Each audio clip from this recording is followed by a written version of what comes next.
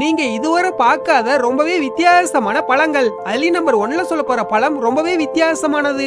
Number 2 passion fruit. இந்த பழத்தை தமிழ்ல கொடி தோடைன்னு சொல்லுவாங்க. தூக்கம் வராம கஷ்டப்படுறவங்க நிறைய பேர் இந்த பழத்தை சாப்பிட்ட உடனே தூங்கிடுவாங்களாம். இந்த பழத்துல இருக்க ஹார்மோன்ற ஒண்ணு உங்க பாடியை ரிலாக்ஸ் பண்ணி உடனே தூங்க வச்சிருமா. ரொம்பவே இன்ட்ரெஸ்டிங்கான நம்பர் 1 பாக்குறதுக்கு முன்னாடி யாருக்கெல்லாம் தர்பூசணி சாப்பிட பிடிக்குமோ அவங்க எல்லாம் இந்த வீடியோக்கு ஒரு லைக் போட்டு கமெண்ட்ல ரெட் கலர் ஹார்ட் கமெண்ட் பண்ணுங்க.